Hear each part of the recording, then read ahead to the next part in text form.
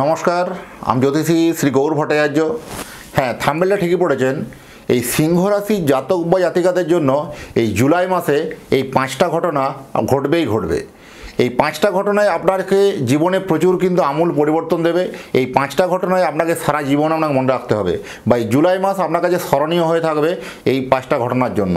কি সেই ঘটনাগুলো জানতে হলে ভিডিও শেষ পর্যন্ত অবশ্যই আপনার থাকতে হবে। আর যারা জুলাই মাসের সিংহ রাশির জাতক বা জাতিকা যারা জুলাই মাসের তথ্য জানতে চাইছেন, তারা বিশেষ করে কিন্তু অবশ্যই কিন্তু থাকুন ভিডিও শেষ পর্যন্ত। আপনাকে কিন্তু অনেক খুশির খবরও শোনাবো, আর কিছু সাবধান বাণীও শোনাবো, কিছু অনুশোচনামূলক কথা শোনাবো। প্রত্যেকটা কথাই বলবো, সঙ্গে থাকুন। আর আপনি কোথা থেকে ভিডিওটা দেখছেন অবশ্যই কমেন্ট বক্সে আপনি লিখুন। আপনি কোথা থেকে ভিডিওটা দেখছেন একটু কমেন্ট বক্সে নোট করে একটু লিখে দিয়ে যান। আর সারা ভারতবর্ষে আমার একটাই চেম্বার, প্রতাপবাগান 6 নম্বর সরণি, বাঁকুড়া। যারা এখনও সাবস্ক্রাইব করেননি দয়া করে বলবো সাবস্ক্রাইবটি অবশ্যই করে দেন। আপনার এই সাবস্ক্রাইবে কিন্তু নতুন নতুন ভিডিও বানানোর জন্য আরও অনুপ্রেরণা জন্মে যায়, নতুন নতুন ভিডিও বানানোর জন্য আরও উৎসাহ বেড়ে যায়। তো আপনারা অবশ্যই সাবস্ক্রাইবটা করবেন। আর আমার কাছে জ্যোতিষ দেখাতে হলে একটা কথা মাথায় রাখতে হবে, যে নিজের প্রবলেম নিজে থেকে বলবেন না, বলবো আমি, পথ দেখাবো আমি। প্রত্যেকটা ভিডিওতে দেখবেন আমি কথাটাই বলি আমি, কারণ আপনার জন্মছক দেখে প্রথমে বলবো আমরা অতীত জীবনের কথা বলবো। অতীত জীবনের কথাগুলো যখন আপনার কাছে মিলবে বা মিলে যাবে, তখন তারপরে বলবো আমরা বর্তমান জীবনের কথা। বর্তমান জীবনের কথাগুলো যখন মিলে যাবে, তারপরে আসবে ভবিষ্যৎবাণী।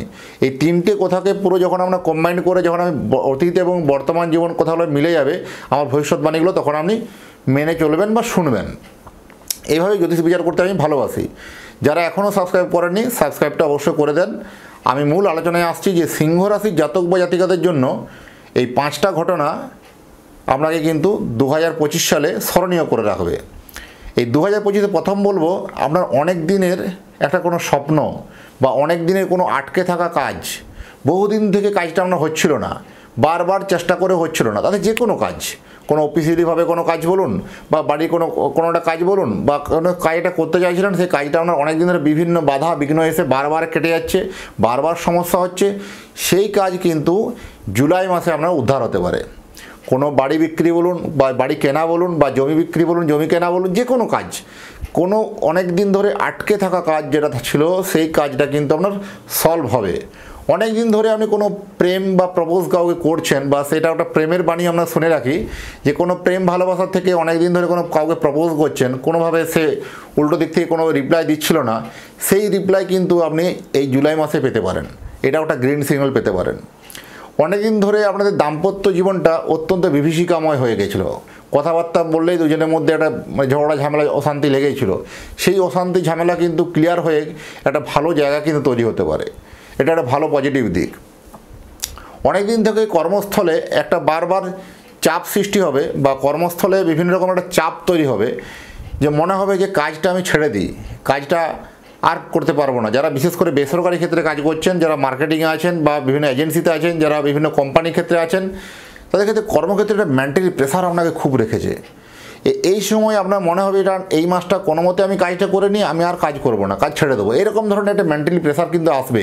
কারণ কি, আপনার পরিপ্রেক্ষিতে আপনার যে মালিক আছে বা উচ্চ পদাধিকারী যে আছে, আপনার থেকে রেজাল্ট সেভাবে পাচ্ছেন না, কারণ আপনি মার্কেটটা অলরেডি ডাউন আছে। আপনি তার জন্য কি হয়, মার্কেটে সেভাবে কিন্তু প্রতিভা দেখাতে পারছেন না, কাজ দেখাতে পারছেন না, সেল দেখাতে পারছেন না। তার জন্য কিন্তু আপনাকে উপরমহল থেকে একটু প্রেশার ক্রিয়েট কিন্তু করবে। এটা যে আপনি যে ভেবেছেন যে আমি কাজটা ছেড়ে দেবো বা কাজটা আমি যাব না, এই ধারণাটা থেকে আপনাকে সরে আসতে হবে। একটু ধৈর্য ধরুন। জুলাই মাসের 3টে সপ্তাহ 21 তারিখ পর্যন্ত, 21 তারিখ পর্যন্ত একটু সমস্যা থাকবে। ওই 21 তারিখ থেকে 30 তারিখে যে 9টা দিন, এই 9টা দিনে আপনার সমস্ত টার্গেট ফিল আপ হবে। আমি বলে দিচ্ছি, আপনি লিখে রাখুন। যারা বিভিন্ন টার্গেট অডিয়েন্সে যারা কাজ করেন, বা যারা টার্গেট ওরিয়েন্টেড কোনো কাজ জব করেন, তাদের জন্য বললাম এই 9 দিনের মধ্যে আমার টার্গেটগুলো সব ফিল আপ হবে। মিলিয়ে নেবেন, আমার কমেন্ট বক্সে জানাবেন আপনি।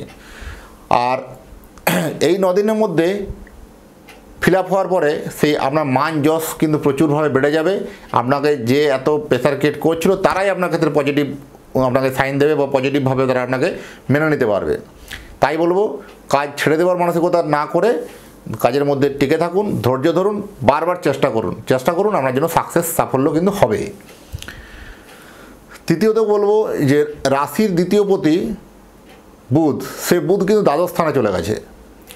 এই সময় কি হবে, অহেতুক খরচা বেড়ে যাবে। অহেতুকভাবে কোনো হঠাৎ করে কোনো খরচা করে দেওয়া বা কোনো কোথাও গিয়ে মানে বেড়াতে গিয়ে আনএক্সপেক্টেড খরচা করে দেওয়া বা কোনো বুদ্ধিভ্রষ্ট হয়ে ঠকতে পারেন কারো কাছে। আপনি কোনোভাবে কারো জায়গাতে কোনো জায়গায় ইনভেস্টমেন্ট করা, ভুল ইনভেস্টমেন্ট করার প্রবণতা বা ভুল জায়গাতে টাকা ইনভেস্টমেন্ট করে দেওয়া, লগ্নি করে দেওয়া, সেগুলো ক্ষেত্রে একটু সতর্ক থাকতে হবে। লেনদেনের ক্ষেত্রে কিন্তু সাবধান থাকা উচিত। লেনদেন এই সময় আপনার জন্য এত ভালো হবে না। ব্যবসা যারা করছেন, ব্যবসা হওয়ার কথাবার্তাগুলো কিন্তু এগোবে। যারা নতুন ব্যবসা করার প্ল্যানিং করছিলেন, যা অনেক দিন ধরে চিন্তাভাবনা করছিলেন যে চাকরির জন্য অনেক চেষ্টা করলেন, চাকরি তো হলো না, ব্যবসা একটা শুরু করি, কিন্তু ব্যবসা করার প্ল্যানিং অনেক দিন থেকে মনের মধ্যে ছিল, সেই প্ল্যানটা কিন্তু বাস্তবে রূপ পেতে চলেছে জুলাই মাসে। এই ব্যবসায়িক প্ল্যানটা কিন্তু আমরা অনেকখানি এগোবে, সেটা আপনার জন্য কিন্তু ফলপ্রদ হবে এবং ভালো হবে। কিন্তু ব্যবসা করার আগে আপনার জন্মছক দেখা দরকার আছে যে আপনার কোন ধরনের ব্যবসা আপনার জন্য ভালো হবে, কোন ব্যবসায় গেলে জীবনে আপনি উন্নতি করতে পারবেন, সেটা আপনার জন্মকুণ্ডলী কিন্তু শেষ কথা বলবে।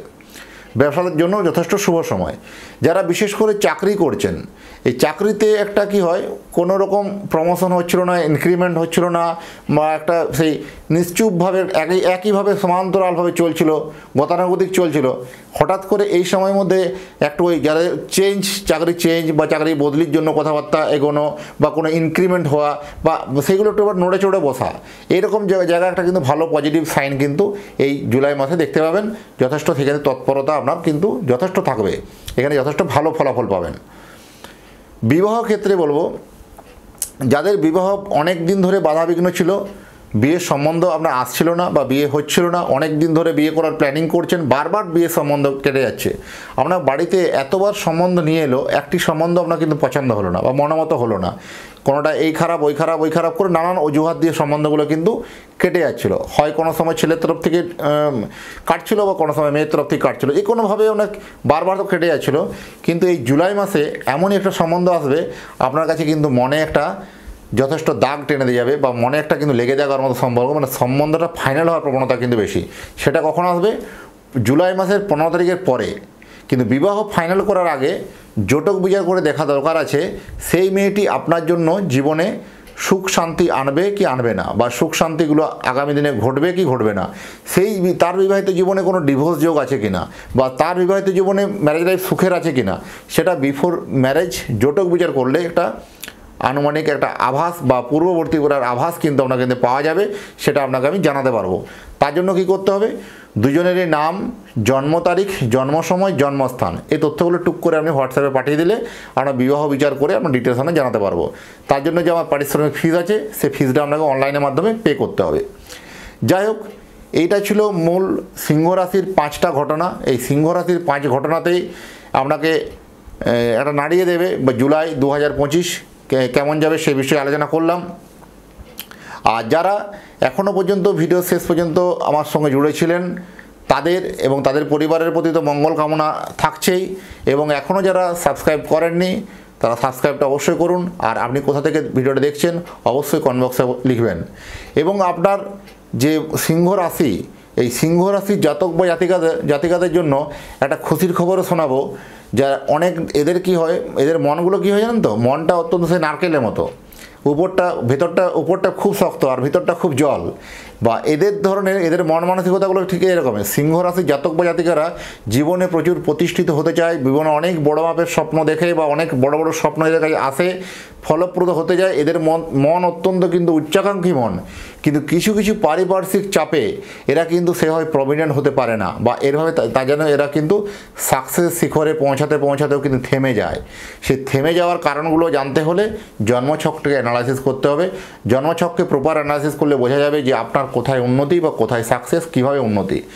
বর্তমাননগর থেকে সাফল্যনগর জায়গায় যাবেন, এই বর্তমাননগর থেকে সাফল্যনগর জায়গায় যাওয়ার যে কাহিনী, সেই কাহিনীটা বলবো আমি। কিভাবে যাবেন পথ দেখাবো আমি, কিভাবে যাবেন। তার আগে কিন্তু বর্তমাননগর থেকে সাফল্যনগর জায়গায় যাওয়ার আগে অনেকগুলো নগর পড়বে, বাধানগর পড়বে, বিপত্তিনগর পড়বে, প্রবলেম নগর পড়বে, অনেক নগর পড়বে। কোথাও যদি আপনি থেমে যান তাহলে আপনি কিন্তু সাফল্যনগরে পৌঁছানো হলো না। তাই সাফল্যনগরে পৌঁছানো পর্যন্ত আপনাকে ধৈর্য ধরে মনোযোগ সহকারে থাকতে হবে, তবেই কিন্তু আপনি সাফল্য শিখরে পৌঁছাতে পারবেন। সেই ওয়েটা বা সেই রুটম্যাপটা কিন্তু আপনাকে আমি দেবো। প্রত্যেকেই সঙ্গে থাকুন। আবার দেখা হবে নতুন একটা ভিডিওতে, নতুন একটা টপিক নিয়ে। যারা দেখলেন তাদের এবং তাদের পরিবারের প্রতি মঙ্গল কামনা করে আজকের ভিডিওটা এখানে শেষ করব। পরবর্তীকালে নতুন ভিডিওতে আবার দেখা হচ্ছে। নমস্কার।